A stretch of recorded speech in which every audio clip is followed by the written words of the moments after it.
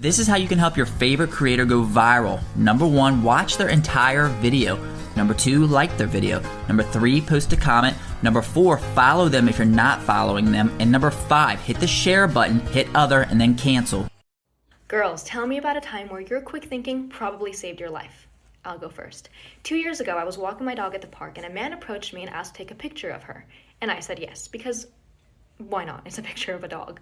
So he starts taking a picture of my dog, and then I realized that he was like holding up her collar, and then it hit me.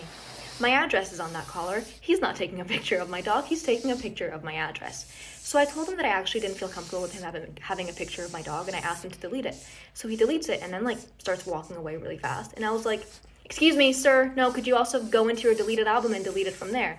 And he goes, "I don't have a deleted album." And I was like, "You have an iPhone, everybody has a deleted album, could you please delete the picture?"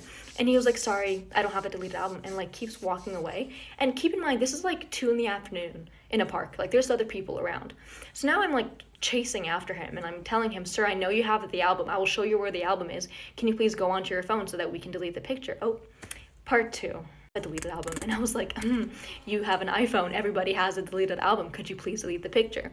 And he was like, "Sorry, I don't have a deleted album," and like keeps walking away. And keep in mind, this is like 2 PM in a park, like there's other people around. So now I'm like chasing after him and I'm telling him, "Sir, I know you have the album, I will show you where the album is, can you please go onto your phone so that we can delete the picture?" Oh, part 2. "No, you can't look at my phone." And I was like, "I don't want to look at your phone. I just want to see the album just to make sure the picture is gone. That's it." And he goes, "No, you're not going to look at my phone." And I was like, "Sir, I'm not going to stop and I'm not going to leave until you show me the album. So please just show me the album so we can be done with this." So he shows me the album. The picture was still there. So I made him delete it in front of my eyes. What if I hadn't noticed that he took a picture of my address? And what if I went home that day and, you know, that night when I took my dog out to pee, he was outside waiting for me? I mean...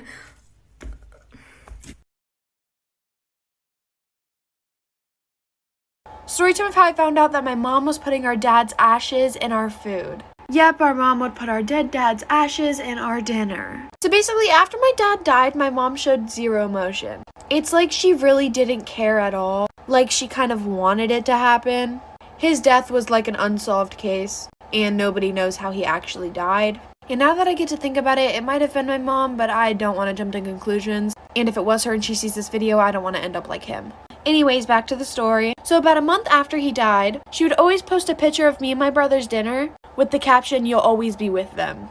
Literally every single night. And honestly, nobody really caught on. All the comments were like, we're praying, this and that. Until one day I was just sitting on the couch and I look over and my mom was pouring something into the mashed potatoes. So I go a little closer and I see her pouring the ashes of my dad into our mashed potatoes. Listen, this story only gets 10 times worse, so like for a part 2. Part 2 of how my mom was putting my dad's ashes in me and my brother's dinner. Continuing on with the story, after I see her literally pouring my dad's ashes into our mashed potatoes, and I mean, this lady literally sees me staring at her pouring the ashes into our mashed potatoes, and she like doesn't even say anything. I was just, a little shocked. So after that, I just kept quiet until after dinner. And I was mad at my brother that night, so I just let him eat the mashed potatoes. So after dinner, I went up to my mom and asked her why she was putting our dad's ashes in our food. And her exact words were, "Your father was a bad man. He wasn't meant to be here." I said, "What does that have to do with you putting his ashes in our dinner?" She goes, "It will just cleanse your soul. The witches told me to feed my children's father to them." Bish what? I ended up telling my brother, but then me and him decided not to ever say anything ever again because we don't want her little spirits telling them to do the same thing with us, so... My sister and I have always been mistaken as twins. I'm 19 and she's 16, but we have the same height, skin tone, and similar voice. She also has a habit of being a copycat, from the way I dress to hobbies, even piercings. I know it's cute if you look at it from the outside, but sometimes it gets annoying. Like, yeah, we are quite close too, but why does she always happen to pick up everything I pick up?